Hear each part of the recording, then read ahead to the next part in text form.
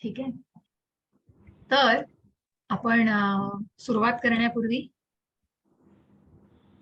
श्री श्री राधा गोविंद यांच्या चरणी वंदन करूया. त्यांना साष्टांग दंडवत इथूनच घालतीये आणि त्यांचे आशीर्वाद घेऊया. श्री श्रीला प्रभुपाद यांनाही वंदन करते. श्री नामनिष्ठ प्रभूजी जे या मंदिराचे अध्यक्ष आहेत त्यांनाही सादर प्रणाम आणि या इस्कॉनच्या पूर्ण टीमला माझा सादर प्रणाम. ज्यांचे खूप परिश्रम आहेत ही बॅच आणि ही 28वी बॅच पर्यंत येईपर्यंत, जसं आपण म्हणतो की अगदी बेबी स्टेप्स नेहमी, की अगदी छोट्या छोट्या पावलांनी नामनिष्ठ प्रभूजींनी आधी स्लाइड्स तयार केल्या, मग नंतर ते स्वतः अगदी 15 जणांचा ग्रुप, 20 जणांचा, आणि असं करता करता आज अनेक लाखो लोकांपर्यंत ही भगवद्गीता अगदी घराघरामध्ये पोहोचलेली आहे. याचा खूप आनंद आहे आणि आपल्यापेक्षा जास्त आनंद, शतगुणी आनंद या भगवंताला आहे, ज्यांचे आशीर्वाद आपण घेऊया. अशा प्रकारे आपण या दुसऱ्या अध्यायाला आज सुरुवात करतोय. त्याच्या आधी निश्चितच मी थोडीशी रिव्हिजन घेणार आहे. काल मी तुम्हाला काही गोष्टी सांगितल्या ज्या आपण काही या मंदिराविषयी मी तुम्हाला माहिती दिली. त्यानंतर श्रीला प्रभुपादांविषयी आपण जाणून घेतलेले आहे थोडी माहिती. प्रत्येक वेळी प्रत्येक अध्यायामध्ये निश्चितच प्रभुपादांविषयी बोललं जाणार आहे, ज्यांनी हा सुरेख अनुवाद आपल्यापर्यंत पोहोचवून जशी आहे तशी ही भगवद्गीता अगदी जी भगवंतांच्या मुखकमलातून आपल्यापर्यंत पोहोचलेली आहे ती या गुरु शिष्य परंपरेतून, जसं मी म्हटलं की कुठेही खंडित न होता ही परंपरेतून जे ज्ञान आपल्याला मिळालंय त्या ज्ञानाला एक महतीच वेगळी आहे.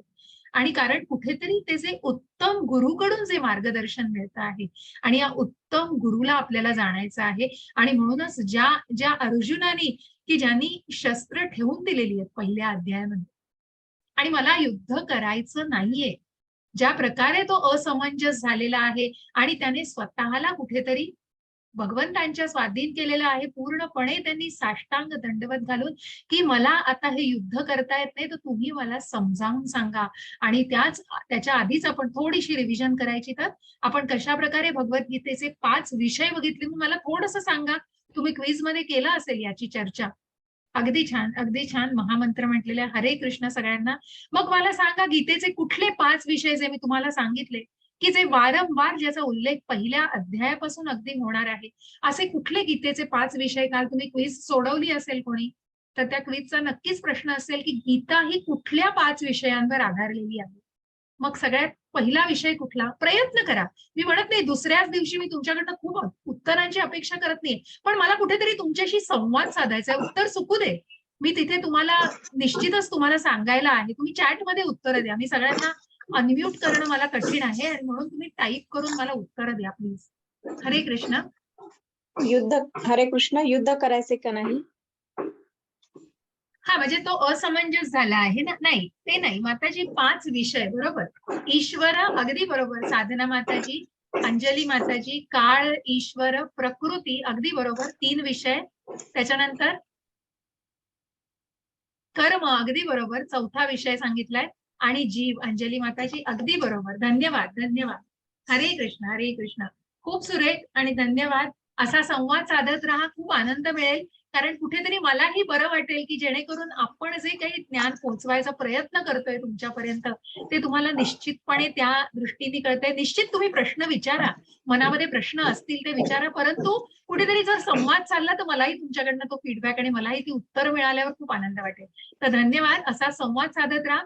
मग त्यानंतर आपण बघितलेलं आहे की या 5 विषयांवर गीता आधारलेली आहे आणि ज्या भगवद्गीतेला अगदी स्पिरिच्युअल डिक्शनरी म्हटलेले, अनेक महात्म्यांनी त्याचं वर्णन, ज्या गीता महात्म्याला आपण जाणलेले, जे अगदी अगदी गीता म्हणजे एक अमृत आहे आणि जे गायीचं दुधाप्रमाणे आणि त्या गायीचं गोधन जे प्रत्यक्ष भगवंत करतायत आणि त्या भगवंतांनी त्या वासराला आधी ते ज्ञान दिलेलं आहे, वासराला ती दूध दिलेलं आहे, ते अमृत पाजलेलं आहे. त्याचबरोबर ते सर्वांना, आपल्या सगळ्यांपर्यंत ते ज्ञान पोहोचलेलं आहे. असं हे अमृत रूपी दूध सगळ्यांनी घेतलेलं आहे आणि म्हणूनच त्याचं सेवन प्रत्येकाने केलेलं आहे. अशा या गीता महात्म्याला खूप सुंदर प्रकारे गायीची, वासराची आणि त्या अमृताप्रमाणे असणाऱ्या दुधाची उपमा दिलेली आहे.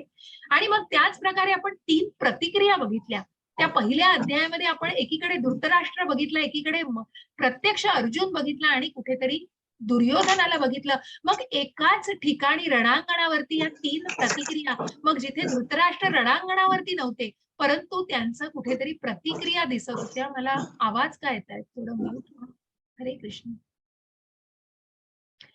तर या 3 प्रकारच्या प्रतिक्रिया आपण बघितलेल्या आहेत आणि मग धृतराष्ट्राला कशा प्रकारे मनामध्ये किती कपट होतं, किती द्वेष होता. मामका पांडवाश्चैव, माझे पुत्र आणि पांडूचे पुत्र हे कुठेतरी विभागले गेले मनातून आणि मनामध्ये तोच कुठेतरी राग खदखद होत होता आणि कुठेतरी मग यांना राज्य द्यायचं नाहीये पांडवांना आणि माझ्याच मुलांना कुठेतरी राज्य करायला मिळू दे, हीच कुठेतरी फक्त द्वेषी आणि कपटी भावना होती. आणि त्या कपटी भावनेमुळे कशा प्रकारे त्यांनी संजयाकडे ती भीती व्यक्त केली आहे आणि मग कशा प्रकारे विचारलंय की काय गरज आहे मग त्या कुरुक्षेत्रावरती काय करणार आहेत, युद्धस्त करणार आहेत, पण मग ती चौकशी कशासाठी? कारण कुठेतरी मनामध्ये भीती आहे. आणि मग त्याच प्रकारे दुर्योधनाच्याही मनामध्ये जो धृतराष्ट्राचा पुत्र, त्याच्या मनामध्ये तेवढीच भीती, कारण कुठेतरी त्या धृष्टद्युम्नाने केलेली जी रचना होती ती बघून तो द्रोणाचार्यांना विचारतायत दुर्योधन की मग इतकी सुंदर रचना कशी केली आहे पांडवांकडे इतकं कमी सैन्य असताना, आणि मग ती मनामध्ये भीती. कारण का हो, विनाश काले विपरीत बुद्धी, अधर्मी, सगळा अधर्मी भाव, कुठेतरी फक्त कपट मनामध्ये द्वेष आणि कुठेतरी फक्त त्या पांडवांना नको तितका त्रास देऊन कुठेतरी त्यांना असह्य असा त्रास दिलेला आहे, ज्या पांडवांनी त्याचा पूर्णपणे स्वीकार केलेला आहे. आणि मग नंतर शांतिदूत म्हणून भगवंत जरी गेले तरी त्या दुर्योधनाला निश्चितच तेवढी दृष्टी नव्हती भगवंतांना बघण्याची. आणि मग त्या दुर्योधनाने कुठेतरी सांगितलंय की सुई एवढं सुद्धा राज्य देणार नाहीये तुला, युद्ध हे केलंच पाहिजे. आणि म्हणून मग कुठेतरी युद्धाची ठिणगी पडलेली आहे. पण त्या अर्जुनाला युद्ध करण्याची बिलकुल इच्छा नाहीये, ज्याने पूर्णपणे आत्मसमर्पण केलेलं आहे भगवंतांसमोर की मला आता तुम्ही ज्ञान द्या, की मला हे युद्ध करायचं नाहीये. कारण कुठेतरी 5 कारणं होती मग त्याची. मग कुठली 5 कारणं होती अर्जुनाची की ज्याच्यामुळे त्याला युद्ध येत. माझा आवाज येत नाही माताजी? हरे कृष्ण. येतोय आवाज. येतोय आवाज व्यवस्थित? हो हो. मग कोणाला काही प्रॉब्लेम्स येत असतील तर प्लीज त्यांना सांगा, इंटरनेट चेक करा किंवा काही प्रॉब्लेम्स असतील. ठीक आहे, तेवढ्या चॅट मध्ये त्यांना सांगा माताजी. ना प्राची माताजी, हरे कृष्ण. हो सांगते माताजी. येस येस, हरे कृष्ण. मग बरोबर आहे, अगदी बरोबर. करुणा त्याच्या मनामध्ये होती, त्याच्या मनामध्ये करुणा होती. अजून काय होतं त्याच्या मनामध्ये?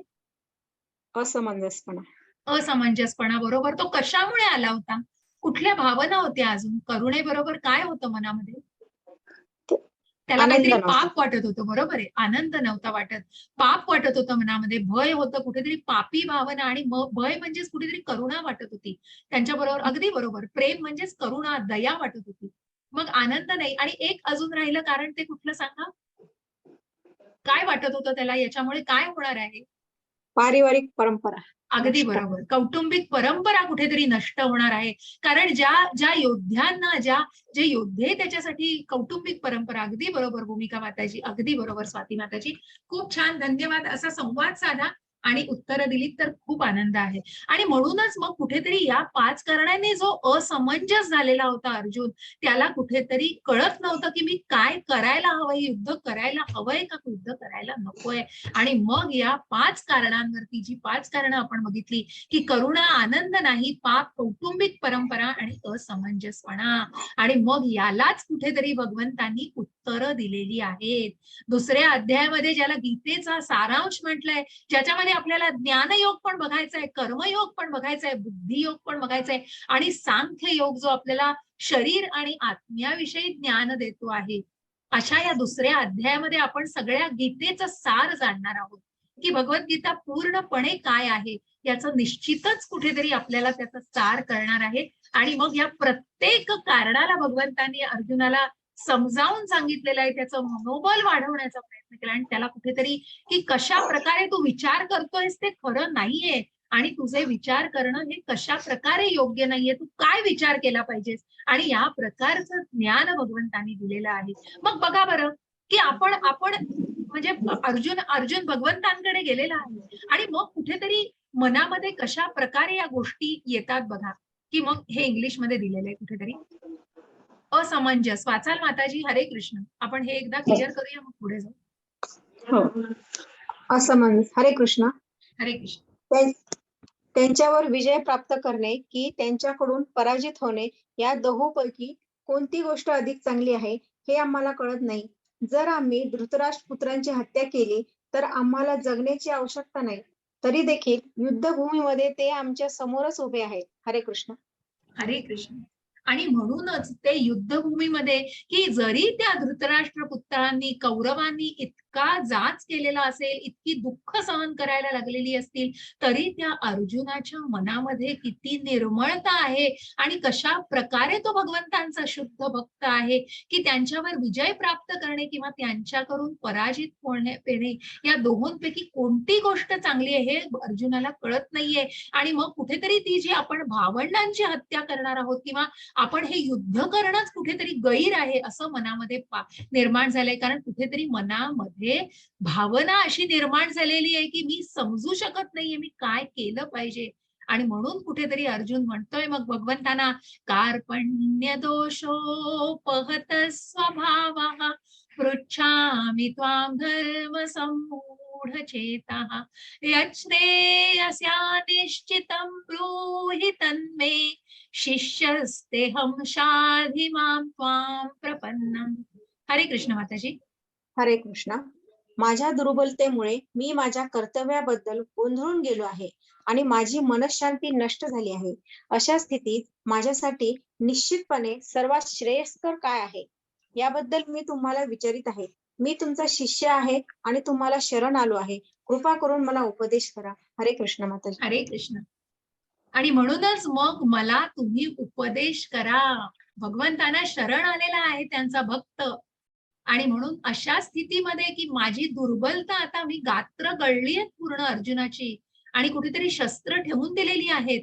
माझ्या कर्तव्याबद्दल मी गोंधळून गेलेलो आहे की मी हे युद्ध करावं अधर्माविरुद्ध का मी हे युद्ध करू नये. कारण कुठेतरी माझे प्रत्यक्ष पितामह, माझे गुरु आणि माझे भावंड आप्त माझ्या समोर आहेत. मी कसे हे युद्ध करू.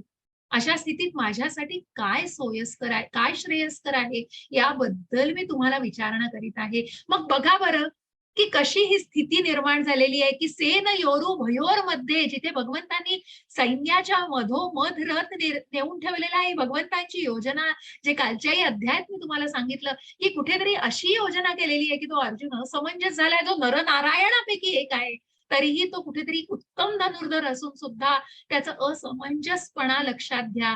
कारण कुठेतरी त्याला स्वतःच्याच आप्तांना मारणं आणि त्यांच्याशीच युद्ध करणं हे कुठेतरी खूप कठीण झालेलं आहे आणि अशा कठीण परिस्थितीला तो तोंड देऊ शकत नाहीये. मग बघा आपल्या अगदी रोजच्या जीवनामध्ये सुद्धा आपण साधा विचार करा. बघा, मला चॅटमध्ये उत्तर द्या की मग कुठेतरी जेव्हा मन उदास होतं, मन कळत नाही, मला कळत नाही मी काय करावं, तेव्हा काय करतो मनुष्य.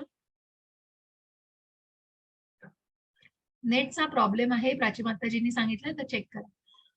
तर मग मला सांगा बरं की साधा डिसिजन घ्यायचा असेल की मी इथे या गोष्टीकडे वळावं का नाही वळावं, मग मी भगवद्गीतेच्या क्लासला जावं का नाही जावं, रजिस्टर करावं का नाही करावं, असे एक ना अनेक डिसिजन्स गोंधळ होतो मनामध्ये. असा अनेक वेळेला आपण हा गोंधळ बघतो. आणि म्हणूनच तर मी काल सांगितलं की जिथे आपण या संघर्षाच्या जीवनामध्ये जगतो आहोत, अशा या संघर्षमय अशाच वातावरणामध्ये भगवंतांनी अर्जुनाला हे ज्ञान दिलेलं आहे की कुठेतरी ते आपल्यापर्यंत पोहोचावं ही भगवद्गीता. आणि म्हणूनच प्रार्थना अगदी बरोबर, नैराश्य येते, भगवंताला शरण जातो आणि कुठेतरी मग जाणकार व्यक्ती करून अगदी बरोबर, किती योग्य शब्द वापरलाय, आणि मोठ्यांना विचारतो, सल्ला घेतो. अगदी बरोबर, अगदी बरोबर. आणि त्याच प्रकारे ज्या प्रकारे अर्जुनाने भगवंतांना आपलं गुरु मानलेलं आहे आणि हे नातं जे आहे हे प्रिय सख्याचं नातं कुठेतरी त्या गुरु शिष्यामध्ये परिवर्तित होतं आहे. कारण भगवंतांना गुरु मानलेलं आहे अर्जुनाने आता, आणि भगवंतही त्यांना सांगणार आहेत आता उत्तर देताना की तू माझा उत्तम भक्त आहेस, प्रिय सखा आहेस, मी हे तुला ज्ञान देणार आहे. आणि कुठेतरी कर्तव्याबद्दल जेव्हा त्याच्या मनामध्ये शंका निर्माण कुठेतरी त्याला मन त्याचं कुठेतरी द्विधा मनस्थितीमध्ये होतं, तेव्हा निश्चितच आणि म्हणूनच अशा वेळेला जसं आपण की कशा प्रकारे मग आपण एखाद्या आपल्या योग्य अशा ज्येष्ठ व्यक्तीकडे जातो, भगवंतांची प्रार्थना करतो, कुठेतरी मनशांती मिळावी, कुठेतरी मन स्थिर व्हावं त्यासाठी प्रार्थना करत असतो. आणि मग ती प्रार्थना करताना आपण म्हणतोय की आपल्याला ते मार्गदर्शन हवंय. ते मार्गदर्शन कोण करू शकतंय मग? ते एक उत्तम गुरु मार्गदर्शन करू शकतो, जो ज्ञानाने परिपूर्ण आहे. अशीच व्यक्ती आपल्याला मार्गदर्शन करू शकते. मग कुठेतरी बघा की याच गोष्टीला विचारात घेतलं तर कुठेतरी तुम्ही फिलॉसॉफिकली पण धराल, कुठेतरी आध्यात्मिक दृष्ट्या पण बघाल. मग अशा वेळेला सायकोलॉजिकली, फिलॉसॉफिकली किंवा मग स्पिरिच्युअली अशा वेगवेगळ्या अँगल्सनी त्या गोष्टीला बघितलं जाईल. कुठेतरी मग मानसिकता, कुठेतरी तो भौतिकपणा, कुठेतरी त्या आध्यात्मिक पातळीवर, मग त्या पातळीवर वेगवेगळ्या प्रकारे विचार केला जाईल. परंतु जेव्हा या गोष्टीला अर्जुनाला जे ज्ञान हवं आहे, मग अशा ज्ञानाने परिपूर्ण अशा व्यक्तीकडूनच ते मार्गदर्शन. आणि म्हणून आपण जेव्हा म्हणतो की बोनाफाईड स्पिरिच्युअल मास्टर, या ज्या स्क्रिप्टचं, या वेदांचं आणि याचं जे ज्ञान आहे, ज्याला ते उत्तम आणि परिपूर्ण असं ज्ञान आहे, तोच मार्गदर्शन करू शकतो. आणि म्हणून मग करणारं जे कार्य आहे की मग आपल्याला ते जाणून घ्यायचं आहे की आपण ते कशा प्रकारे करायचे, आपण त्या गोष्टीला कशा प्रकारे तोंड देऊ शकतो, कारण ते मार्गदर्शन मिळतं. आणि म्हणून बघा आपल्याला अनेकदा तसे प्रश्न पडतात, तेव्हा आपण त्या मोठ्यांचा, ज्येष्ठांचा, आपल्या गुरूंचा, की जे जे ज्ञानाने मोठे आहेत आणि जे वयाने मोठे असल्याबरोबर त्यांना ते ज्ञान आहे, ते ज्ञान खूप महत्वाचं आहे. आणि त्याच ज्ञानाला आपण जाणून घेणार आहोत. त्या ज्ञानाचा खजिना आता भगवंत उघडणार आहेत आपल्या समोर आणि अशा या उपदेशाला आपल्याला जाणून घ्यायचं आहे. मग कशा प्रकारे जाणून घ्यायचं आहे हे बघा. मग मग उद्या मग तुम्ही सर्वजण या गीता अध्ययनासाठी आलेले आहात. भगवंताला जाणायचंय. कुठेतरी पहिला टप्पा जाणा बरं का, की मनामध्ये श्रद्धा हा सर्वात महत्वाचा टप्पा आहे. आणि त्याच टप्प्यावर अर्जुनाला सुद्धा भगवंतांनी त्याच लाईन्सवर मार्गदर्शन केलेलं आहे. कारण कुठेतरी मनामध्ये शंका असली तर पुढे जाणं खूप कठीण असतं. आणि म्हणूनच कुठेतरी प्रश्न असतील तर निश्चितच त्याची उत्तरं आहेत. पण मनामध्ये श्रद्धा हा भक्तीच्या मार्गावरचा एक बेसिक आणि एक मुख्य टप्पा आहे. मग तुम्ही म्हणाल की कृष्ण कोण आहे? हो, भगवद्गीता सांगतोय ही भगवद्गीता जशी आहे तशी. मग या कृष्णाला जाणायचं. मग बऱ्याच जणांना कृष्ण म्हणजे कोण आहे? आपण आपले खूप सदोष इंद्रिय आहेत. हो, आपण या भौतिक सृष्टीमध्ये आहोत. त्याची चार महत्वाच्या गोष्टी म्हणजे काय माहितीये, की आपली इंद्रिय सदोष आहेत. कुठेतरी आपण भ्रमामध्ये राहू शकतो, कुठेतरी आपल्याकडून चुका घडू शकतात आणि आपली इंद्रिय ही कुठेतरी लिमिट्स मध्ये आहेत. आणि म्हणूनच मग या कृष्णाला जाणणं आपल्याला, की अगदी बाजूला भगवंत येऊन उभे राहिले तरी आपल्या सदोष अशा इंद्रियांनी आपण भगवंतांना ओळखू देखील शकणार नाही. आणि भगवंतांनी मात्र प्रत्येकाचा स्वीकार केलेला आहे. आणि म्हणूनच या चित्रामध्ये मी तुम्हाला काही प्रश्न विचारणार आहे. या या या ओळींचं एक तात्पर्य म्हणजे की तुम्हाला कशा प्रकारे जाणायचंय भगवंताला. मग तुमची दृष्टी निर्दोषपणे परिपूर्ण असते तेव्हा मी जे पाहतो, जे कार्य करतो यावर माझा विश्वास आहे. मग तो विश्वास कशा प्रकारे आहे तर आपल्याला ते जाणण्यासाठी मग आता मला चॅटमध्ये उत्तर द्या की तुम्हाला या दृश्यामध्ये काय दिसतंय. हो, मोठ्यांना विचारतो, सल्ला देतो, खूप चांगली उत्तर मिळाली मला, धन्यवाद. आणि मग मला सांगा बरं की कुठेतरी मग तुम्हाला काय दिसतंय या चित्रामध्ये? कोण सांगू शकेल?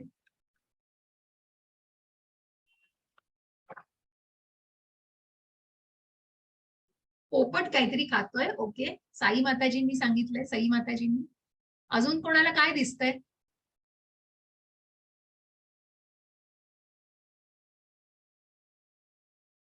अजून उत्तर नाही काही? कुणालाच काही दिसत नाहीये? निसर्ग दिसतोय, बायकर माताजींना झाडावर बसलेला पोपट दिसतोय. खूप छान, खूप छान, धन्यवाद. ठीक आहे, हरकत नाही. हँड रेज करू नका, मी तुम्हाला आत्ता अनम्यूट करू शकत नाही, कारण एकदम उत्तर आदळतील ना तर मला नीट एकाचंही उत्तर कळणार नाही.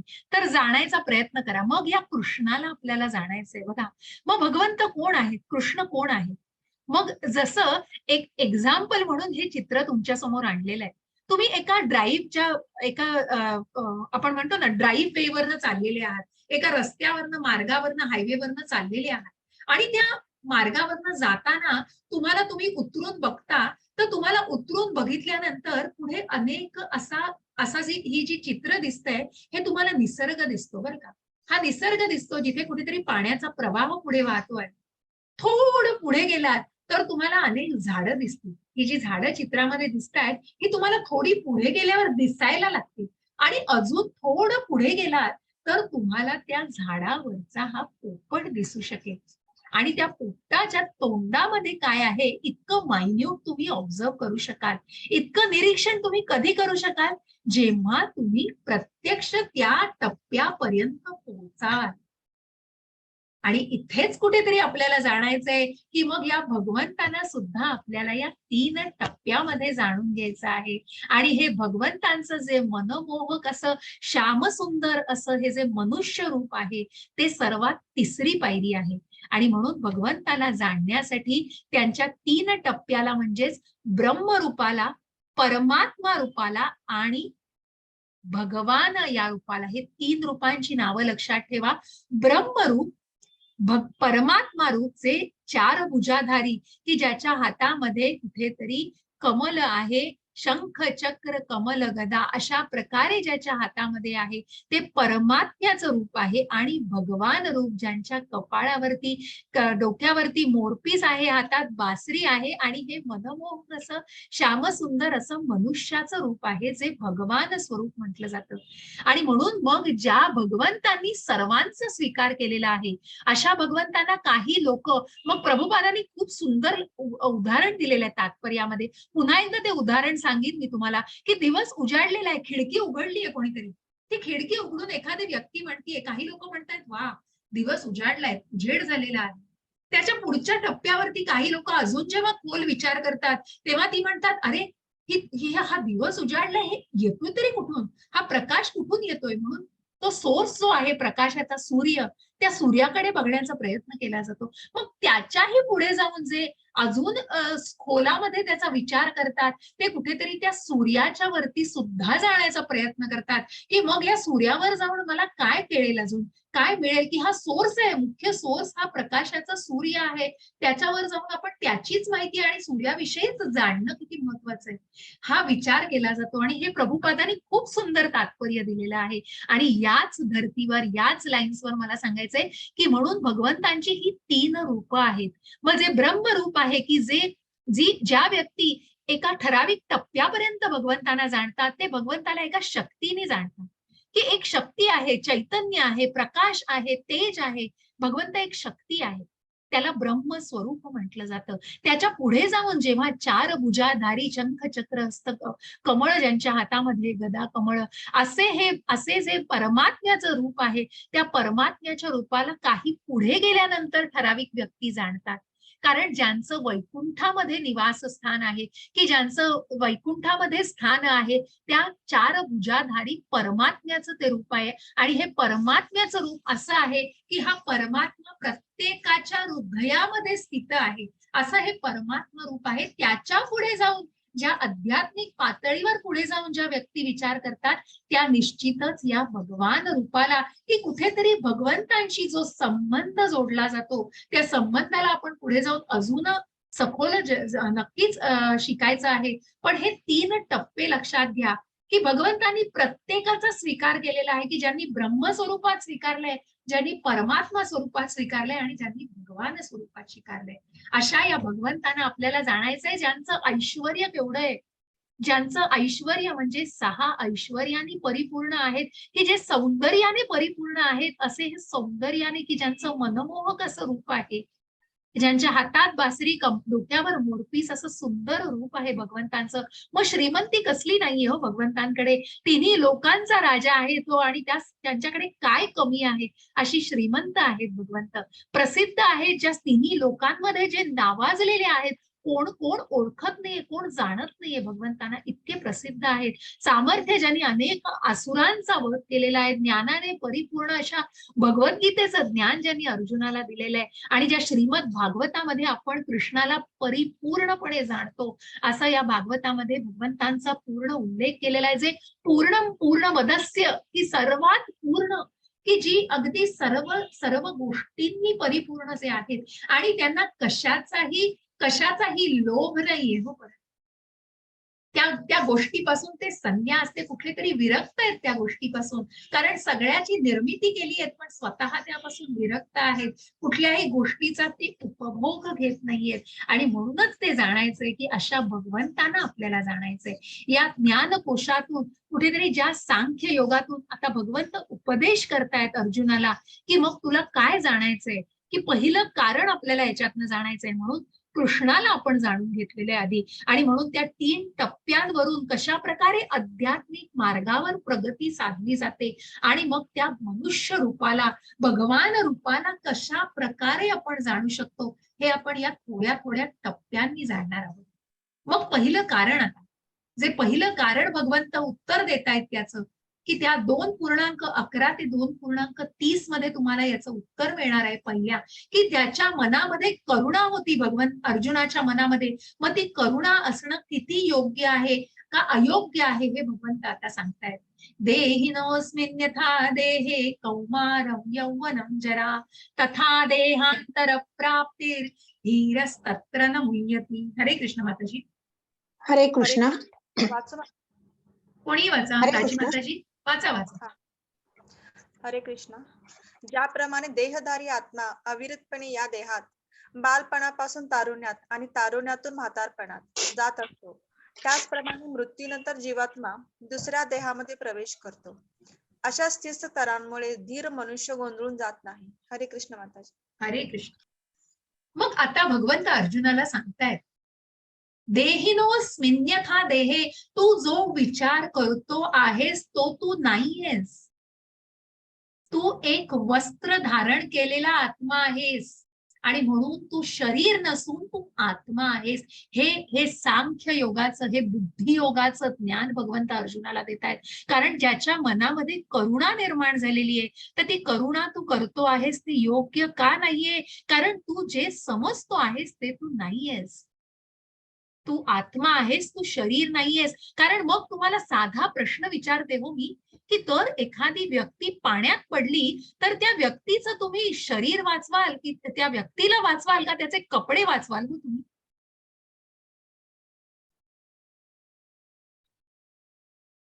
सांगा, तुम्हाला जे जमेल ते उत्तर द्या. येस, व्यक्तीला वाचवाल. कपड्यांना वाचवाल का? नाही, त्या व्यक्तीला वाचवाल. अगदी बरोबर स्वाती माताजी, संगीता माताजी. आणि म्हणूनच भगवंत म्हणतायत की ते वस्त्र धारण केलेलं आहेस तू.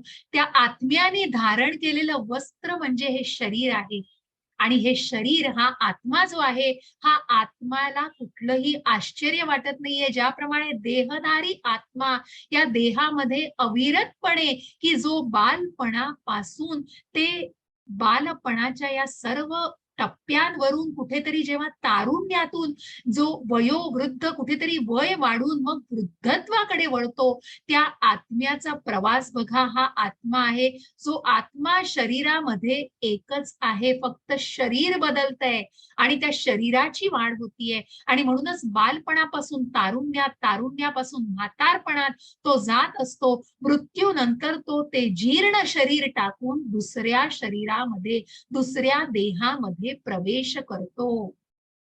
आणि म्हणूनच मग अशा स्थित्यंतरामुळे धीर मनुष्य गोंधळून जात नाही. मग जो स्वतःला या आत्मरूपी भावनेमध्ये आणतो, की ज्यांनी देहधारी भावनेतून स्वतःला आत्मधारी भावनेमध्ये कुठेतरी आत्मसाक्षात्काराकडे स्वतःला वळवलंय, तो हे जाणू शकतो की मी शरीर नाही, आत्मा आहे. या आत्म्याची लक्षणं, त्याचे गुणधर्म सुद्धा आपल्याला जाणायचे आहेत मग. आणि म्हणून भगवंत अर्जुनाला सांगतायत की तू शरीर नसून तू आत्मा आहेस. तू ज्यांच्यासाठी दया करतोयस, तर ते शरीरासाठी आहे. आणि ज्या हत्यारांनी आणि ज्या धारदार वस्तूंनी तू मारणार आहेस, त्या शरीराला मारणार आहेस. त्या आत्म्याला तू काहीही करू शकत नाहीस, कारण नैनम छिंदन्ति शस्त्राणि, नैनम दहति पावकः, न चैनम क्लेद्यन्त्यापो, न शोचयति मारुतः. हरे कृष्ण. स्वाती माताजी. हरे कृष्ण. या आत्म्याचे कोणत्याही शस्त्राद्वारे तुकडे करता येत नाही. अग्नीद्वारे त्याला जाळता येत नाही, पाण्याद्वारे त्याला भिजवता येत नाही, तसेच वाऱ्याने त्याला सुकविताही येत नाही. हरे कृष्ण माताजी. हरे कृष्ण. आणि म्हणूनच या आत्म्याचे हे गुणधर्म आहेत. त्या आत्म्याला तो एकाच शरीरातून दुसऱ्या शरीरात जातोय काय, आणि तो आपल्याच शरीरामध्ये जो बालपणापासून वृद्धत्वापर्यंत जरी प्रवास करत असेल तरी त्याला त्याचं काहीही वाटत नाही, कारण ना त्याचे तुकडे करता येत, ना त्याला जाळता येत, ना त्याला भिजवता येत, ना त्याला कोरडं करता येत, असा हा आत्मा अविनाशी आहे. आणि म्हणूनच या आत्म्याला तू जाणायचा प्रयत्न कर. तू देह नसून तू आत्मा आहेस. हे शरीर मरतय, जे जे तुला वाटतंय, जी करुणा वाटतेय ती तू त्या कपड्यांविषयी वापरतोयस. आणि म्हणूनच जो आत्मा आहे तो आत्मा कुठेतरी अविरत आहे, अविनाशी आहे, आणि या आत्म्याचा प्रवास हा चालूच राहणार आहे. कुठेतरी देहाच्या या संकल्पना घेऊन तो त्या दुसऱ्या शरीरामध्ये, मग त्या एका देहाला तो कुठेतरी टाकतोय आणि दुसरा देह तो धारण करतो आहे. असा या आत्म्याचा प्रवास हा चालूच राहतो आहे. आणि त्याला कोणीही मारू शकत नाही, जाळू शकत नाही, कापू शकत नाही. कुठल्याही तुझ्या धारधार शस्त्रांनी जे पृथ्वी, आप, वायू, आकाश, पाणी या सगळ्यांनी जे बनलेलं आहे, ज्या सगळ्यांनी बनलेल्या या गोष्टी आहेत, त्या आत्म्याला काहीही करू शकत नाहीत. आणि जे पंचमहाभूतांनी बनलेलं आहे ते शरीराला करू शकतात, शरीराला इजा पोहोचवू शकतील, पण आत्म्याला नाही. आणि म्हणून ही करुणा तू मनातून काढून टाक. या ज्ञानाने भगवंतांनी तो संशय, तो भगवंतांनी तो ज्ञाना या आत्मरूपी अशा ज्या भावनेने भगवंतांनी कुठेतरी अर्जुनाचा तो संभ्रम दूर करण्याचा प्रयत्न केलेला आहे, की मनामधली करुणा तू काढून टाक. मग भगवंतांनी सांगितले की आनंद वाटत नाही. अर्जुन म्हणतोय मला या गोष्टींमध्ये आनंद नाहीये. पण मग आनंद नाहीये तर कसा? अवाच वादांश बहून वतिष्ठन्ति तवाहितः, निंदस्तस्त्वव सामर्थ्य ततो दुःखतरं नु किम्. हरे कृष्ण माताजी. हरे कृष्ण. तुझे शत्रू अनेक अपमानास्पद शब्दात तुझे वर्णन करतील आणि तुझ्या योग्यतेचा उपहास करतील. याहून अधिक दुःखकर असे तुला काय आहे? हरे कृष्ण माताजी. हरे कृष्ण. मग अर्जुन म्हणतोय मला आनंद वाटत नाहीये, कारण ज्या भावंडांमध्ये मी ज्या माझ्या समोर ज्या युद्धासाठी उभ्या आहेत ती माझी भावंड आहेत, माझे आप्त आहेत, आणि अशा सगळ्यांना मारून त्यांच्याबरोबर युद्ध करून मला काय आनंद मिळणार आहे? त्यापेक्षा मी सगळं सोडून जंगलामध्ये जातो आणि संन्यास घेतो. मला हे युद्धच करायचं नाहीये, कारण अर्जुनाला त्या युद्धाला सामोरच जायचं नाहीये. पण मग भगवंत कुठेतरी सांगतायत अर्जुनाला की मग तुला जो आनंद वाटत नाहीये तो आनंद वाटत नाहीये असं तू म्हणूच नकोस, कारण तू कुठेतरी देहधारी भावनेने तो विचार करतोयस. आणि म्हणून पहिल्या ज्ञानामध्ये भगवंतांनी सांगितलंय की तू आत्मा आहेस, शरीर नाहीयेस. आणि मग तुला काय योग्य आहे हे तू एक क्षत्रिय म्हणून ओळख. तू एक क्षत्रिय आहेस आणि म्हणूनच तुला युद्ध केलंस. मग भगवंतांनी अर्जुनाला याही प्रकारे समजावून सांगितलंय की तू जर युद्ध केलंस, पुढे जाऊन आपल्याला बघायचंय की तू जर युद्ध केलंस तर तू जिंकणार आहेस आणि तू पृथ्वीवर राज्य करणार आहेस, कारण तू विजय होणार आहे, धर्माचा विजय होणार आहे. या पृथ्वीवरती तू राज्य करणार आहेस, म्हणजे तुझाच विजय आहे. आणि तू जरी मारला गेलास, तू जरी युद्ध करता करता ठार मारला गेलास तरीही तुला स्वर्गवास मिळणार आहे, जिथे तुला सुखांचा उपभोग घेता येणार आहे. आणि म्हणूनच या दोन्ही कारणांमध्ये तुला आनंद न वाटण्याचं काही कारण नाहीये. बघा त्याचे कसे ऍस्पेक्ट्स आहेत. दोन त्या प्रकारे भगवंतांनी अर्जुनाला सांगितलंय. आणि त्याच्याही पलीकडे जाऊन भगवंत म्हणतायत की तू संन्यास घेऊ शकत नाहीस, कारण तू ब्राह्मण नसून तू एक क्षत्रिय आहेस. तुला तुझं कर्म केलं पाहिजे. उद्या जर तू क्षत्रिय म्हणून युद्ध केलं नाहीस आणि तू करुणा मनामध्ये आहे म्हणून तू युद्ध करत नाहीयेस, तर तुला कोणीही तुझे नातेवाईक किंवा कोणीही योद्धे, तुझ्या पक्षामधील योद्धे सुद्धा तुझ्याकडे त्या दृष्टीने बघणार नाहीत. तर ते असं म्हणणार नाहीयेत की तू तुझ्या मनात करुणा आहे की किती चांगली गोष्ट केली अर्जुनाने की याने युद्ध केलं नाही आणि युद्धातून निघून गेला, तर नाही. ती अत्यंत अपमानास्पद गोष्ट असेल की जेव्हा तिचे शत्रू तुला तुला कुठेतरी भित्रा म्हणतील, तुला कुठेतरी पळकुटा म्हणतील, कारण तू युद्ध सोडून पळून गेलेला आहेस आणि याशिवाय याच्या पेक्षा मोठं असा अपमान तुझा नसणार आहे. आणि एका क्षत्रियासाठी याच्यापेक्षा अपमानास्पद दुसरी गोष्ट नाही. ते तुझा उपहास करतील आणि तुझ्यावर हसतील. आणि म्हणूनच तू आनंद नाही वाटत आहे ही भावना मनामधून काढून टाक. कारण तुला आनंद मिळणार आहे, कारण तू जरी जिंकलास तरी तुला आनंद आहे, जरी तू हरलास, जरी तू मृत्यू पावलास तरी तुला स्वर्ग प्राप्ती होणार आहे. या श्लोकातून भगवंतांनी सांगितलंय, हतो वा प्राप्स्यसि स्वर्ग जित्वा वा भोक्ष्यसे महिम तस्मादुत्तिष्ठ कौन्तेय युद्धाय कृतनिश्चयः. हरे कृष्ण. प्राची माताजी वाच. हरे कृष्ण माताजी. हे कौतया, रणभूमीवर तू मारला जाशील आणि तुला स्वर्ग प्राप्ती होईल, किंवा तू विजयश्री प्राप्त करून पृथ्वीचे साम्राज्य भोगशील. म्हणून दृढ निश्चय होऊन उठ आणि युद्ध कर. हरे कृष्ण हरे कृष्ण. माताजी. हरे कृष्ण. आणि म्हणूनच एक क्षत्रिय आहेस, उठ आणि युद्ध कर, कारण तुझाच विजय होणार आहे. हे कुठेतरी भगवंतांनी अगदी ठामपणे अर्जुनाला सांगितलं की जिथे धर्माचाच विजय होणार आहे, ज्या धर्मक्षेत्रावरती आपण जे कारण म्हणून जाणलेलं आहे त्या धर्मक्षेत्रावरती निश्चितच तुझाच विजय आहे. आणि म्हणूनच ही विजयश्री तुला मिळवण्यासाठी तू दृढ निश्चयाने युद्ध कर. तू कुठल्याही भय मनामध्ये जाणू नको, तू करुणा काढून टाक. मग दोन गोष्टींविषयी भगवंतांनी सांगितलंय. आणि म्हणूनच मग इथे कुठेतरी कॉन्ट्राव्हर्शियल वाटू शकतं की मग तू आत्मा नाहीयेस. एकीकडे भगवंत सांगतायत की आत्मा नाही, तू शरीर नाही, आत्मा आहेस. मग का करायचंय? मग काय या शरीराने आनंद घ्यायचा नाहीये? काय या आवाज शरीराने येत नाही युद्ध वाटतं माताजींचा. माझा आवाज येत नाहीये? हरे कृष्ण माताजी, माझा आवाज येतोय? हरे कृष्ण. चॅट मध्ये सांगा मला. प्राची माताजी, हरे कृष्ण. हा हरे कृष्ण माताजी. आवाज येतोय माझा? आता येतोय हो हो, आता येतो. ओके ओके, काहीतरी नेटचा इश्यू असेल. ठीक आहे. माताजी.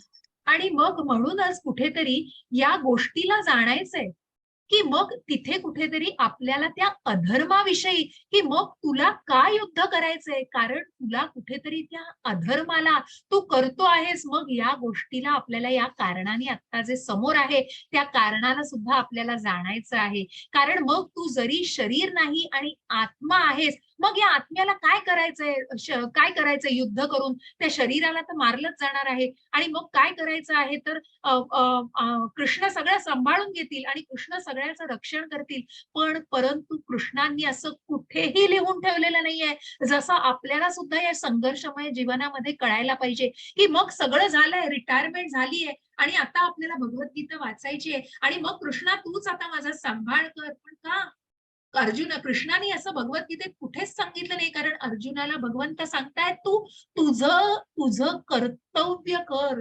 तू तुझ्या कर्तव्यापासून मुक्त नाहीस. तुझ्या कर्तव्यापासून तू मुक्त होऊ शकत नाहीस. तू पळू शकत नाहीस. तू एक क्षत्रिय आहेस. तू दृढ निश्चयाने हे युद्ध कर. आणि म्हणूनच या अधर्माला तुला कुठेतरी निषेध करायचा आहे. त्या अधर्माच्या विरुद्ध तुला लढायचंय. आणि म्हणून याच्यामध्ये तिसरं कारणही येत आहे, नेहाभिक्रमनाशोस्ति प्रत्यवायो न विद्यते स्वल्पमप्यस्य धर्मस्य त्रायते महतो भयात. हरे कृष्ण. हरे कृष्ण. या प्रयत्नात कोणतेही नुकसान किंवा ऱ्हास नाही आणि या मार्गातील अल्प प्रगतीनेही मनुष्याचे मोठ्या भयंकर भयापासून संरक्षण होऊ शकते. हरे कृष्ण. हरे कृष्ण. आणि म्हणूनच या कुठेतरी चित्र दिसतायत तुम्हाला वेगवेगळी, ज्याच्यामध्ये मग भगवंतांच्या सेवेमध्ये केलेलं कर्म हे कधी पाप असूच शकत नाही. मग याचा विचार पुन्हा फिलॉसॉफिकली केला, जसं हनुमंताचं उदाहरण दिलेलं आहे इथे. आणि मग प्रभुपादांनी पण तात्पर्यामध्ये हे सांगितलंय की ज्या हनुमंतांनी श्रीरामांची सेवा केलेली आहे, मग ज्या त्रेता युगामध्ये आपण वेगवेगळ्या युगांमध्ये, हे द्वापार युगामध्ये सांगितलेली भगवद्गीता आहेत, मग जे 4 युग आहेत त्याचाही आपण ज्ञान घेणार आहोत की जे सत्ययुग होतं, जे त्रेतायुग होतं, द्वापार युग आणि कुठेतरी कलियुग जे चालू आहे. आणि मग या त्रेतायुगामध्ये प्रभू रामचंद्र होऊन गेले. जो अवतार भगवंतांनी घेतलेला तो प्रभू रामचंद्रांचा होता. आणि त्या प्रभू रामचंद्रांच्या सीतेचं जेव्हा अपहरण झालेलं होतं, रावणाने अपहरण केलेलं, तेव्हा हनुमंत गेले होते लंकेमध्ये आणि त्या लंकेला त्यांनी जाळून आलेले होते. आणि मग तिथे कुठेतरी प्रश्न उद्भवतो की मग या हनुमंतांचा का जय जयकार केला जातो, ज्यांनी फक्त एक रावणाचा महाल जाळला असता तरी बास होतो. मग त्या निष्पापी सगळ्या जनसमुदायाचा का त्यांनी घरं जाळली. कारण कुठेतरी निषेध व्यक्त केला गेला. कुठेतरी जी व्यक्त ज्या परस्त्रीकडे रावणाने वाईट नजरेने बघितलेलं होतं, ते कुठेतरी वाईट कृत्य होतं. आणि म्हणूनच त्या कृत्याचा निषेध करून भगवंतांच्या सेवेमध्ये हे कर्म केलेलं होतं हनुमंतांनी. आणि त्याच हनुमंतांचा म्हणून जय जयकार केला जातो. आणि म्हणूनच ज्या अल्प प्रगतीने ही मनुष्याची मोठ्या भयंकर आणि अशा प्रकारे अशी एक पुराणामध्ये सुद्धा सुंदर कथा आहे, ज्या उपनिषदामध्ये ही कथा दिलेली आहे. ती कथा सुद्धा जाणून तुम्हाला कळेल की मग ज्या भगवंतांच्या सेवेसाठी केलेलं थोडंसं कर्म देखील तुम्हाला त्या अतिशय भयानक अशा संकटातून सुद्धा मार्ग दाखवू शकतं, हे निश्चितच जाणून घ्या. आणि म्हणूनच भगवंत अर्जुनाला समजावतायत आणि सांगतायत की तू करतोयस ते पाप नाही, कारण तू युद्ध कर, तू ते कर्तव्य मला अर्पण कर आणि ते कर्म करतोयस ते मला अर्पण कर.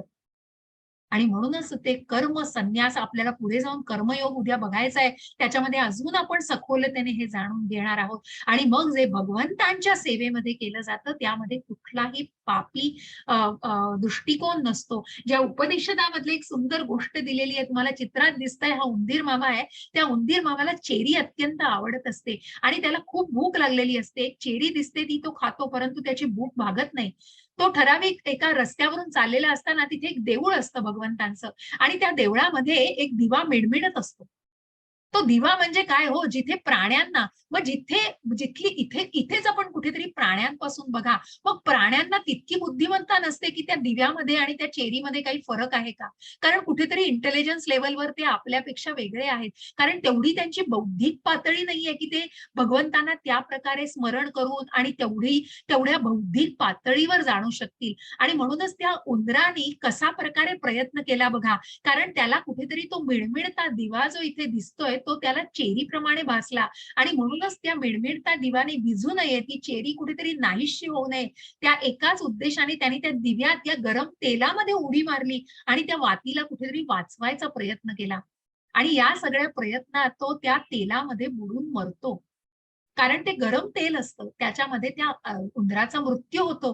परंतु भगवंत बघा, प्रत्यक्ष भगवंतांच्या मूर्तीसमोर जिथे हे दिवा लावलेला असतो, तिथे ही गोष्ट घडल्यावर कशा प्रकारे आध्यात्मिक मार्गाने तो उंदीर मोक्ष मिळवतो. कारण कुठेतरी भगवंतांच्या सेवेमध्ये त्या दिव्याला सतत मिणमिणता न ठेवता कुठेतरी त्याला एक अखंड ज्योत म्हणून ठेवण्याच्या उद्देशाने त्यांनी त्या दिव्यात उडी मारलेली असते. आणि म्हणून मग त्याचा तो प्रयत्न वाया जात नाही आणि म्हणून त्या छोट्याशा प्रयत्नात सुद्धा ती प्रगती दडलेली होती आणि त्या उंदराला मोक्ष प्राप्ती होते. आणि म्हणूनच भगवंत म्हणतायत की तू कुठल्याही प्रकारे पाप वाटून घेऊ नकोस. जे तू भगवंतांच्या सेवेमध्ये करतो आहेस, प्रभूंच्या सेवेमध्ये करतो आहेस, ते निश्चितच पाप नाही. मग जो चौथा कारण आहे, ज्या चौथ्या कारणाला आपण जाणणार आहोत, ते आत्ता जाणतोच आहोत थोड्या स्वरूपात, पण उद्याच्या कर्मयोगामध्ये आपण त्याला अजून सखोलपणे 3.24 श्लोकामध्ये जाणणार आहोत. मग त्याच्यामध्ये काय होतंय, तर अर्जुनाला वाटतंय की ज्या प्रकारे जे मृत्यू पावणार आहेत, जे त्याच्या पक्षातले लोक आहेत आणि सर्व पक्षीय लोक आहेत, विरुद्ध पक्षीय शत्रू पक्षातले लोक सुद्धा, त्या सर्वांचा कुठेतरी नाश होऊन त्या वंश परंपरेला आपण धोका निर्माण करतो आहोत. अशी कुठेतरी शंका अशी कुठेतरी त्याच्या मनामध्ये भीती निर्माण होते. असं एक कारण आहे त्याच्यापैकी. आणि म्हणूनच मग भगवंत त्याला सांगतायत, हरे कृष्ण. प्राची माताजी. हरे कृष्ण माताजी. पारंपरिक परंपरा नष्ट होतील. मी जर नियत कर्म केले नाही तर हे सर्व ग्रह लोक नष्ट होऊन जातील. अनावश्यक लोकसंख्या उत्पन्न करण्यास मीच कारणीभूत होईल आणि त्यामुळे सर्व प्राणी मात्रांच्या शांततेचा मी विनाशक होईल. हरे कृष्ण माताजी. हरे कृष्ण. आणि म्हणूनच मग कुठेतरी आपल्याला या वर्णाश्रम पद्धतीला उद्या जाणायचंय. म्हणून भगवंत अर्जुनाला सांगतायत की कुठल्याही प्रकारचं तू कुठल्याही पारिवारिक परंपरेला तू निश्चितच धोका निर्माण करणार नाहीस.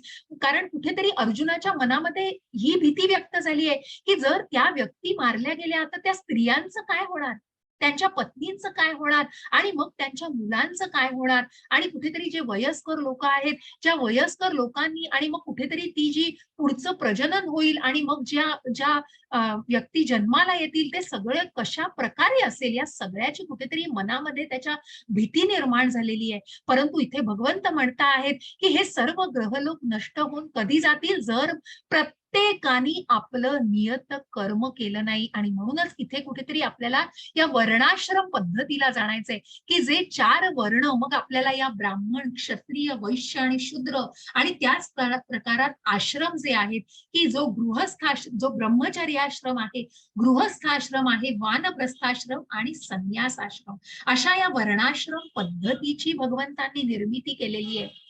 आणि म्हणून मग वर्णशंकर पद्धती नसून की कुठेतरी अवास्तव लोकसंख्या निर्माण होणार नाही. जर प्रत्येकाने आपली ड्युटी केली, आणि ज्या भगवंतांनी स्वतःच उदाहरण इथे दिलेलं आहे की ज्या भगवंतांनी गोवर्धन पर्वत उचलून सर्वांचं रक्षण केलेलं आहे, ज्या वृंदावनवासियांचं रक्षण केलेलं आहे, त्यांनी सांगितलं अशा लोकसंख्या उत्पन्न करण्यास मीच कारणीभूत होईल. जर ही पारिवारिक परंपरा तुला वाटतंय नष्ट झाली, आणि पुढे जाऊन जर अनेक वेगवेगळ्या प्रकारच्या आणि अनेक खूप खूप लोकसंख्येचा अगदी आपण म्हणतो ना कुठेतरी उद्रेक झाला, तर ते कुठेतरी माझ्याचमुळे होईल. कारण मग प्रत्येकाने जशी ड्युटी केली पाहिजे तसं मी सुद्धा माझ्या कर्तव्याला पूर्णपणे उतरलो पाहिजे. आणि म्हणूनच प्रत्यक्ष भगवंत आपलं उदाहरण देत आहेत. म्हणून सर्व प्राणी मात्रांच्या शांततेचा विनाशक न होता मी कुठेतरी त्यांना वर्णाश्रम पद्धतीची भगवंतांनी निर्माण केली आहे की मग प्रत्येकाने आपलं कर्तव्य समजलं पाहिजे, कुठल्याही प्रकारे आपलं कर्तव्य टाळलं नाही पाहिजे. आणि जर आपलं कर्तव्य योग्य प्रकारे केलं तर ती वर्णाश्रम पद्धती सिद्ध होईल. आणि त्या वर्णाश्रम पद्धतीद्वारे व्यवस्थितपणे धर्मराजाचं राज्य येणार आहे.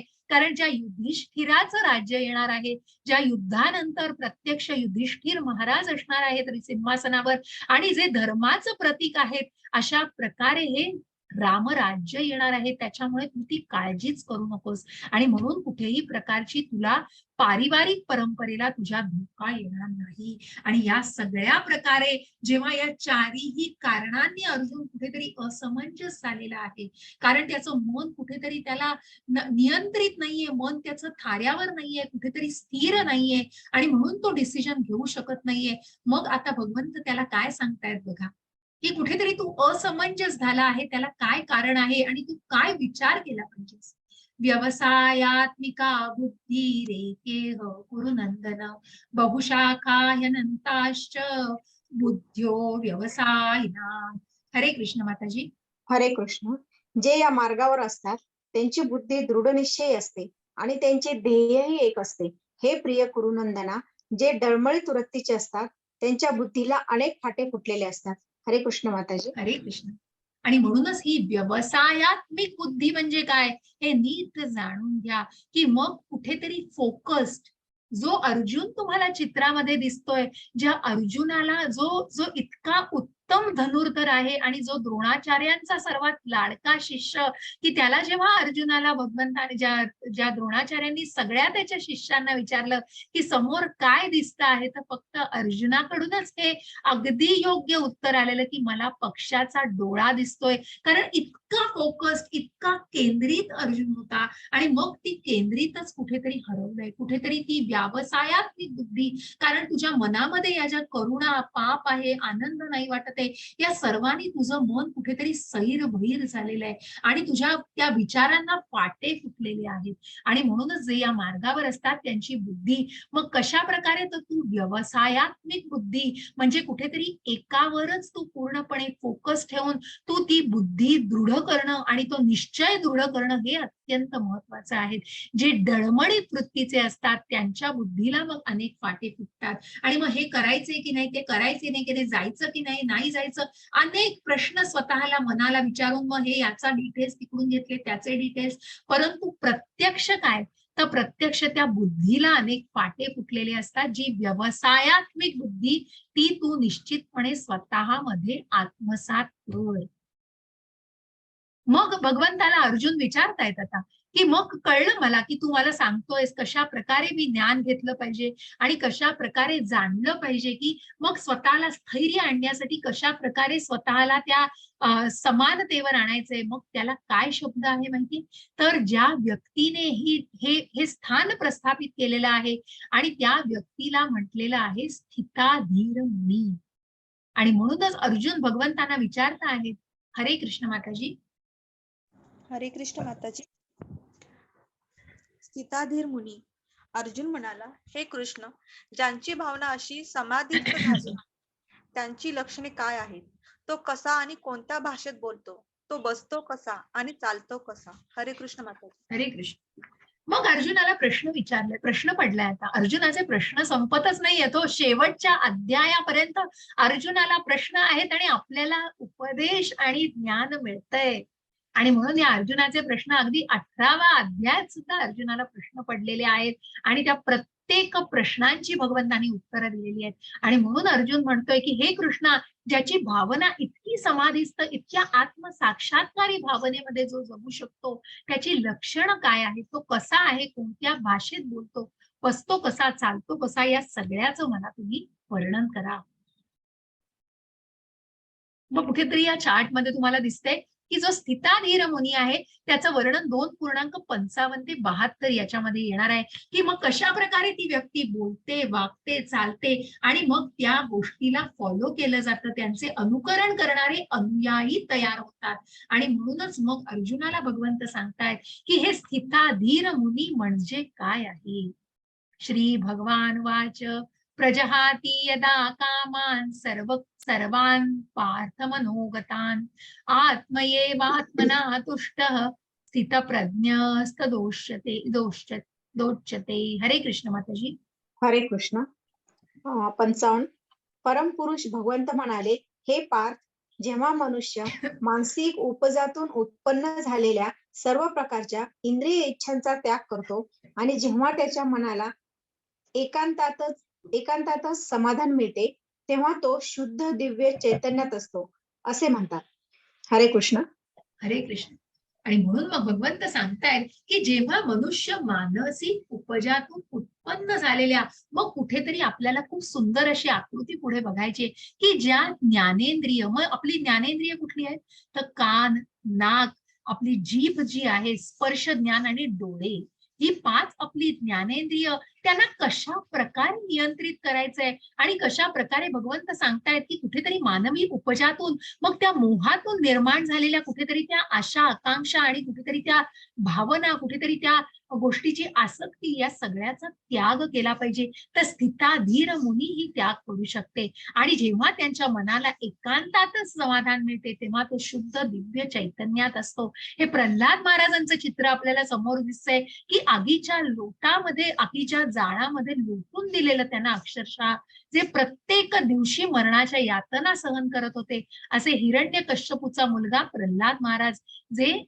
कुठेतरी आसुरांच्या, राक्षसांच्या योनीतनं असले तरीही प्रल्हाद महाराजांचं जे नामस्मरण आणि ज्या प्रकारे त्यांनी भगवंताला जाणून ज्या नृसिंहाचा अवतार घेतलेला आहे आणि भगवंतांनी प्रत्यक्ष त्या भक्ताचं रक्षण करण्यासाठी नृसिंहाचा अवतार घेऊन खांबातून ते प्रकट झालेले आहेत, असे हे स्थिताधीर मुनी म्हणजे प्रत्यक्ष प्रल्हाद महाराज.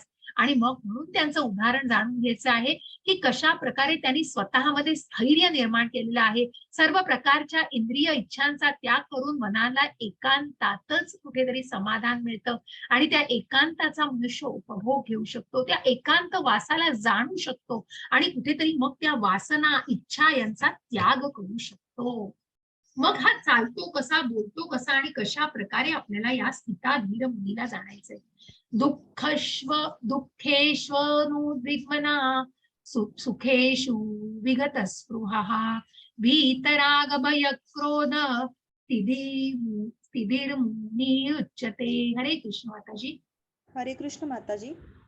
जो त्रिविध तापांनीही मनामध्ये विचलित होत नाही किंवा सुखामध्ये हर्ष उल्लासित होत नाही आणि जो आसक्ती, भय आणि क्रोध यापासून मुक्त झाला आहे, त्याला स्थिर मन झालेला मुनी असे म्हटले जाते. हरे कृष्ण माताजी. हरे कृष्ण. आणि म्हणूनच या त्रिविध तापांनी की ज्या त्रैगुण्याचा प्रभाव आहे, सत्व रज आणि तम या त्रिगुणाचा प्रभाव असलेली ही जी भौतिक प्रकृती आहे, त्याच्यामध्ये तिन्ही तापांना या तिन्ही गोष्टींमुळे मन विचलित होऊ न देता सुखामध्ये हर्षोल्लासित अगदी अति एक्साइटमेंट नको आणि दुःखामध्ये कुठेतरी स्वतःला अगदी एका लूप मध्ये आणि कुठेतरी एका खोल दरीमध्ये ढकलून द्यायचं, अशा प्रकारे जो ती स्टेबिलिटी, जो तो मध्यस्थी करतो, त्या व्यक्तीला निश्चितच स्थिताधीर मनी म्हटलं पाहिजे. जो आसक्ती, भय आणि क्रोध यापासून मुक्त झालेला आहे त्याला स्थिताधीर मुनी म्हटलं जातं. आणि म्हणूनच कुठेतरी जाणून घ्या की या स्थिताधीर मुनीची लक्षणं अर्जुनाला जाणायचंय, चालतो कसा, बोलतो कसा आणि कशा प्रकारे या स्थिताधीर मुनींनी ते स्थैर्य अर्पण निर्माण केलेलं आहे. कुठेतरी आत्मसाक्षात्कारी भावनेच्या त्या आत्म्याच्या आत्मरूपी भावनेला कुठेतरी जाणलेलं आहे. हरे कृष्ण माताजी. हरे कृष्ण. ज्याप्रमाणे कासव आपले अवयव आपल्या कवचात आवरून घेते, त्याप्रमाणे जो आपल्या इंद्रियांना इंद्रिय विषयातून आवरून घेतो, तो पूर्ण चेतनेमध्ये दृढपणे स्थिर होतो. हरे कृष्ण माताजी. हरे कृष्ण. जसं कुठेतरी अर्जुन जरा कासवाला चावून लागली की तू त्याची इंद्रिय सगळी त्या आतमध्ये ओढून घेतो, आणि त्याच प्रकारे भगवंत म्हणाले की जो आपल्या इंद्रियांना, इंद्रिय विषयांना आणि म्हणूनच जो त्या वासनेच्या आहारी जात नाही, कुठेतरी त्या इंद्रिय विषयांचा त्याग करून मग नंतर मी जाईन, किंवा कशा प्रकारे दृढ चेतनेमध्ये तो पूर्णपणे स्थित होतो. कारण कशा प्रकारे त्यांनी त्या भौतिक जगातल्या त्या बंधनातून, त्या मायेच्या बंधनातून स्वतःला आवरून घेतलेला आहे. त्या इंद्रिय विषयातून निर्माण होणाऱ्या आसक्तीला तो बळी पडलेला नाहीये, असं या स्थिताधीर मुनींचं वर्णन आहे. मग या भौतिक सृष्टीला आणि आध्यात्मिक सृष्टीला आपल्याला कुठेतरी फरकाने जाणून घ्यायचं आहे की कशा प्रकारे भौतिक सृष्टीमध्ये काय आहे आणि आध्यात्मिक सृष्टीमध्ये काय आहे. तर भौतिक सृष्टीमध्ये काय आहे, हो, तुम्ही आम्ही जीव आहोत, दैवतामुळे त्रासलेले, उष्ण थंडी, उन्हाळा हिवाळा, शरीर मी आहे, शरीर मरते तेव्हा मरते, चिंता आणि गोंधळ. कारण कुठेतरी या भौतिक जगामध्ये या गोष्टींनी शरीररूपी भावनेशी मग त्या शरीराचे चोचले पुरवले जातात, त्या शरीराची नको तेवढी काळजी घेतली जाते. बरोबर की या भौतिक जगामध्ये आपण या सगळ्या गोष्टींना तोंड देतच जातोय निश्चित, परंतु ते जेव्हा एक देह त्यागून दुसरा देह धारण करते, तेव्हा मग कुठेतरी ते मरतं आणि चिंता आणि गोंधळ. मग कशा प्रकारे या भौतिक जगामध्ये आपण शारीरिक भावनेने स्वतःला बघत असतो, कारण तो आत्मा कुठेतरी आपल्या विचारांमध्ये मिसिंग असतो, परंतु हेच त्या आध्यात्मिक स्वरूपामध्ये आपण स्वतःला त्या आत्मसाक्षात्कारी भावनेमध्ये आणायचंय. आणि ज्या आत्म्याचे गुण आपण वाचले तेच इथे लिहिलेले आहेत. आणि म्हणूनच शरीर मरतं पण नेहमी बदलते, तो आत्मा तोच राहतो, जो प्रत्येकाच्या शरीरामध्ये वेगवेगळ्या प्रकारे प्रवेश करत असतो. आणि म्हणूनच त्याला कुठेतरी थोडाही उन्हाळा हिवाळा असं वर्णन केलेलं आहे. कारण कुठेतरी ज्या प्रकारे ज्या गोष्टी सहजपणे साधल्या जाऊ शकतात, त्या प्रकारे त्या फरकाने ते जाणून घ्यायचं आहे. आणि म्हणूनच त्या आत्म्याचे गुणधर्म हे फक्त एका फरकाने जाणून घ्यायचं आहे, पण कुठेतरी ते गुणधर्म आधीच आपण बघितलेले आहेत. कशा प्रकारे त्या आत्मा चिरला जाऊ शकत नाही, कापला जाऊ शकत नाही, जाळला जाऊ शकत नाही, ओला होऊ शकत नाही, सुकवला जाऊ शकत नाही, कारण तो एक शरीर आहे आणि या आत्म्याचा प्रवास हा चालूच असतो. आणि मग अर्जुनाला प्रश्न विचारलाय की अर्जुनाला प्रश्न पडलाय की स्थिताधीर मुनी, हे तू सांगितलंयस की अशा प्रकारे ते असतात आणि कशा प्रकारे त्यांनी स्वतःला एका ह्याच्यात गुरफटलेलं आहे, की मग कुठेतरी ती आसक्ती मनामध्ये ते इंद्रिय विषय या कशाचाही त्याला आकर्षण वाटत नाहीये. ध्यायते विषयान् पुंसः संजस्ते पूष जायते, संजायते कामः, कामात क्रोधोऽभिजायते. हरे कृष्ण माताजी. हरे कृष्ण. इंद्रिय विषयांचे चिंतन करताना मनुष्याची त्या विषयाची आसक्ती वाढत जाते आणि अशा आसक्तीतून काम उत्पन्न होते आणि कामापासून क्रोधाचा उद्भव होतो. हरे कृष्ण माताजी. हरे कृष्ण.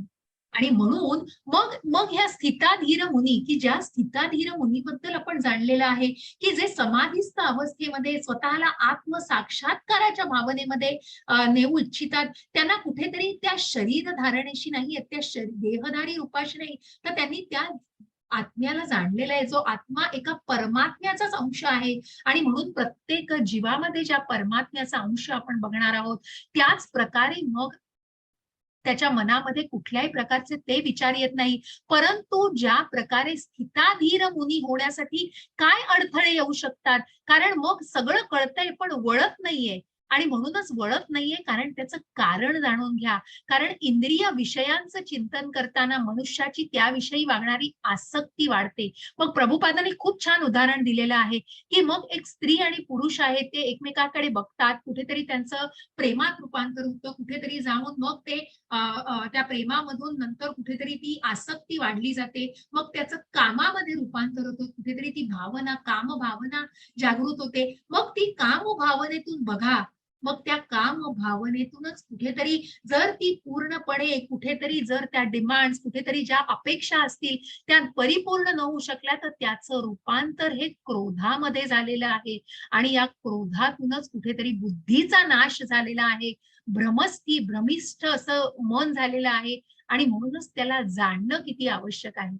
आणि म्हणून इंद्रिय विषयांचं चिंतन करताना मनुष्यांची त्या विषयांची आसक्ती वाढत जाते आणि आसक्तीपासून काम उत्पन्न होते, कामापासून क्रोधाचा उद्भव होतो आणि म्हणूनच इथे कुठेतरी आपल्याला चेक पॉइंट आहे, की कशा प्रकारे आपल्याला जेव्हा आपण या इंद्रिय विषयांमध्येच शिरण्याचा प्रयत्न करतो, कुठेतरी आसक्ती आहे, मला हे हवंय, मला ते हवंय, मला तेही हवंय, मला हेही हवंय, अशा प्रकारे ही आसक्ती वाढत जाते आणि मग या आसक्तीचं कुठेतरी क्रोधात जर ती परिपूर्ण नाही करू शकले, ती जी व्यक्ती आहे त्यांनी ती पूर्ण करण्याचा प्रयत्न केला पण पूर्ण होऊ शकली नाही, तर ती कुठेतरी क्रोधात निर्माण होते आणि मग या क्रोधाचं रूपांतर बुद्धीच्या नाशामध्ये होतं आणि बुद्धीच्या नाशाबरोबर कुठेतरी त्या गोष्टीचा उद्रेक होतो आणि म्हणूनच त्या गोष्टीला आपल्याला जाणून घ्यायचंय, की काम, क्रोध, लोभ, मोह, मद, मत्सर आणि म्हणून त्या तात्पर्याने आपल्याला प्रभुपादांनी खूप सुंदर आणि म्हणून मग का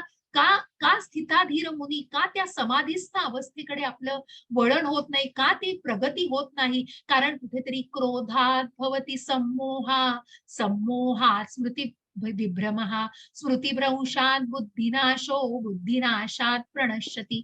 आपला अध्याय एक 5 मिनिटामध्ये संपणार आहे. दुसरा अध्याय थोडा मोठा आहे. त्याच्यामुळे मला 5-10 मिनिटं तरी जास्त लागणार आहे. वाचाल माताजी? हरे कृष्ण. हरे कृष्ण. हरे कृष्ण माताजी.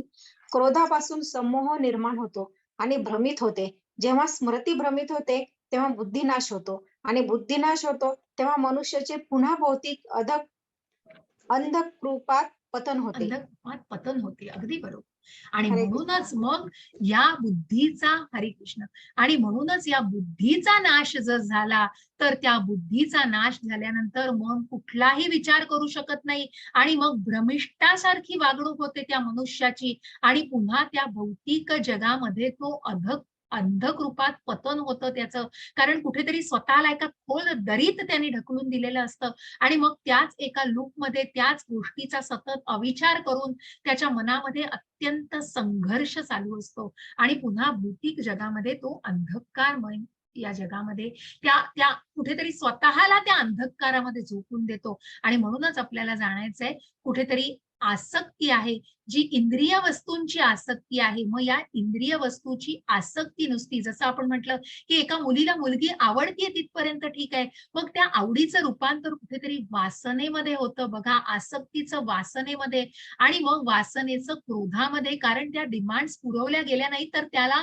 क्रोधामध्ये रूपांतर होतं. कारण मला ही गोष्ट पाहिजे म्हणजे पाहिजे, मला हे मिळवायचंय म्हणजे मिळवायचंच आहे आणि मग कशा प्रकारे त्यामुळे क्रोध जागृत होतो.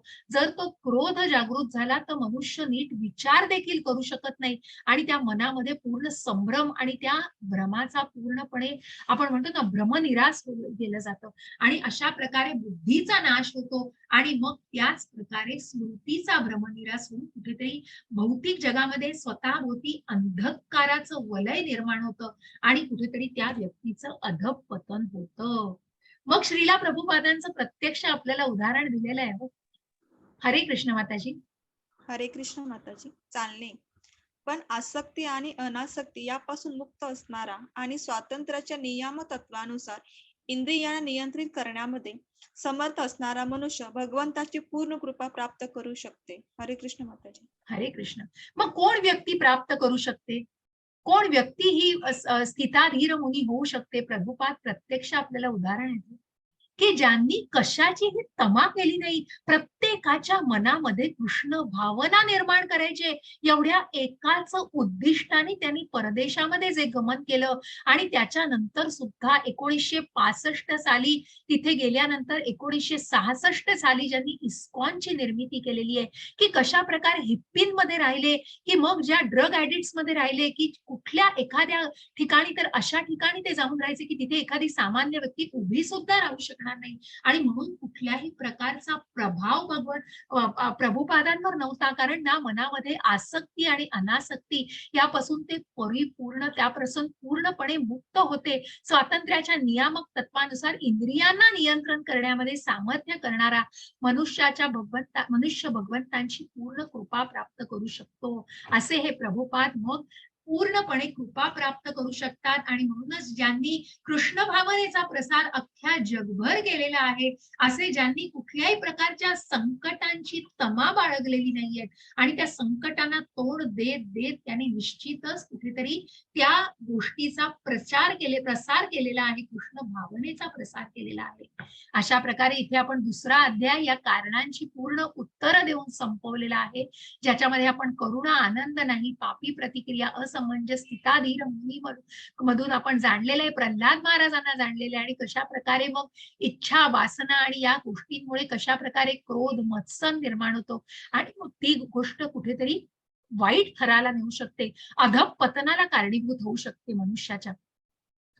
आणि त्याच्या आधी आपण बघितलं की पारिवारिक परंपरांबद्दल मी सांगितलेलं आहे. उद्याहीच्या अध्यायामध्ये आपल्याला या गोष्टीचं कारण 3.24 मध्ये मिळणार आहे, की जिथे कुठेतरी वर्णाक्षर पद्धती जाऊन वर्णाश्रम पद्धती, की ज्या वर्णाश्रम पद्धतीमुळे प्रत्येक जण आपल्या कर्तव्याशी एकनिष्ठ राहतो आणि जर जो आपल्या कर्तव्याशी एकनिष्ठ राहतो तो निश्चितच पुढच्या मार्गांवरती प्रगती साधू शकतो.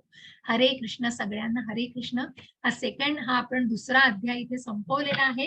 या दुसऱ्या अध्यायाचं ब्रेकअप असा आहे की पहिल्या 2.11 ते 30 मध्ये आपण शरीर नाही आत्मा आहोत, त्यानंतर आनंद नाही. मग आनंद नाही याच्यामध्ये सुद्धा आपण जसं बघितलं की मग तुम्ही स्वतःच्या इंद्रियांसाठी ते करताय आणि का भगवंतांसाठी ते अर्पण केलं जात आहे, हे महत्वाचं आहे. म्हणून त्या कर्मकांडात न अडकता कुठेतरी निष्काम कर्माकडे आपल्याला जायचंय. आणि म्हणूनच ज्या प्रकारे तू आनंद नाही असं म्हणू नकोस, कारण तुला असाही स्वर्ग मिळणार आहे आणि तू जिंकलास तर तुला राज्य मिळणार आहे. परंतु त्या प्रकारे अशा प्रकारे अर्जुनाच्या मनातला कुठेतरी भ्रम दूर करून भगवंतांनी त्या कृष्णांची उत्तरं दिलेली आहेत. पापी प्रतिक्रिया तू कुठेतरी पाप मानू नकोस, कारण तू जे करतो आहेस ते भगवंतांना अर्पण कर, भगवंतांच्या सेवेसाठी करतोय, त्याच्यात पाप नाही. असमंजसपणा कसा दूर करशील, की स्थिताधीर मुनीला, ती व्यक्ती कशी उठते, बसते, कसा विचार करते, कशी झोपते, या सगळ्याचे प्रश्न अर्जुनाला होते. आणि म्हणूनच कुठेतरी मग त्या स्थिताधीर मुनींना जाणून मग आपण पुढच्या पातळीवर उद्या पुढच्या कर्मयोगाला जाणून घेणार आहोत. आणि म्हणून सर्वात मोठा शत्रू सुद्धा आपल्याला जो जाणायचा आहे, कुठेतरी ती वासना आणि ती वाईट वासना, त्या गोष्टीची असणारी कुठेतरी वासना ही माणसाला किती अधःपतनाला नेऊ शकते हे लक्षात घ्या. हरे कृष्ण. आपला अध्याय संपलेला आहे. मी रेकॉर्डिंग थांबवते. कुणाला काही प्रश्न असतील तर नक्की विचारा.